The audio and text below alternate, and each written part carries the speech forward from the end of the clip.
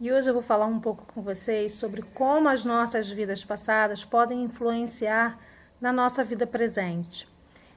Como eu disse no vídeo anterior, nós precisamos ter muito cuidado para que a gente não atribua tudo o que acontece com a gente no nosso dia a dia seja interpretado como uma situação de vida passada. Mas algumas situações nós podemos identificar como como que eu vou saber se isso vem de uma vida passada? Claro que a gente precisa fazer uma análise em consultório, tem toda uma abordagem para a gente poder identificar alguns traços. Mas você mesmo já pode, em casa, identificar algumas situações que são comuns. Sonhos, aqueles sonhos que normalmente a gente tem constantemente, aquele sonho repetido, que invariavelmente você acaba voltando sempre para aquele mesmo lugar, uma sensação de vazio, sentir falta de alguma coisa que você não conhece, ou gostar muito de um lugar, ou sentir vontade de algum lugar que você nunca esteve antes, mas como se aquilo tivesse te chamando sempre para estar ali. Então, são algumas dicas assim de que pode ser que seja uma ligação com o seu passado, mas não necessariamente, claro. Mas são alguns indícios, tá? O que a gente pode fazer quando a gente tem alguma questão em que a gente está preso no passado? A gente precisa entender essa questão para a gente poder conviver tranquilamente, em paz. Porque se você tem uma questão de passado mal resolvida, ela vai ficar no teu presente, te causando algumas situações complicadas, delicadas. Exemplo, tive uma situação em que uma pessoa ela tinha muito medo de fogo, ela tinha medo de morrer queimada, ela não sempre acordava no meio da madrugada com a sensação de que ela estava morrendo de alguma forma queimada. E ela nunca tinha passado por nenhuma experiência parecida durante esta vida atual. Que às vezes a gente até pensa o seguinte: ela deve ter visto alguma situação em que ela fez uma conexão com a vida dela presente. Não. Quando você elimina todas as possibilidades e não existe uma explicação lógica, aí a gente começa a pensar em uma situação de passado.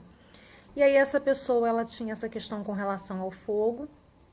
Nós fizemos a regressão e ela estava num momento, ela tinha uma sintonia com a vida passada, onde ela tinha sido queimada lá no, ela tinha estava no campo de concentração, né, na época do Hitler, e naquela situação toda ela foi queimada viva, né, depois de ter discordado, de ter sido rebelde por várias situações em que eram colocadas dentro do campo de concentração.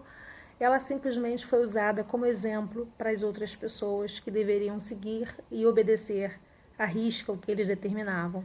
Então ela foi colocada dentro de um forno e queimada viva. Precisamos dar atenção quando essas pessoas elas relatam e tem assim, você não consegue identificar uma situação lógica naquilo. E aí a gente vai investigar o passado, que é isso que a gente vai fazer aqui, né?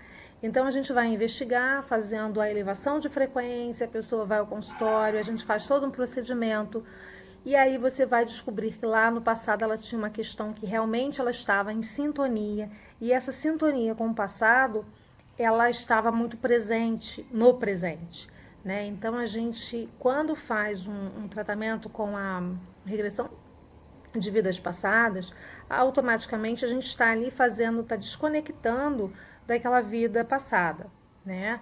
E ressignificando, porque depois quando a pessoa retorna, que a gente vai fazer a conversa, a gente vai ressignificar todas aquelas memórias que ela trouxe e o porquê daquilo. Então a gente não pode falar só da questão de eu fui vítima, eu sofri lá no passado porque passei por uma situação em que eu fui maltratada, ou que eu fui, como nesse caso, a pessoa foi queimada. Nem sempre. Nós não fomos sempre, né? Até hoje nós estamos tentando nos melhorar. Então, em alguns momentos nós já fomos algozes, né? Então, às vezes a gente está resgatando situações em que a gente já, nós fomos, de alguma forma, diretamente, estivemos ligados de alguma forma ao sofrimento de outras pessoas, né?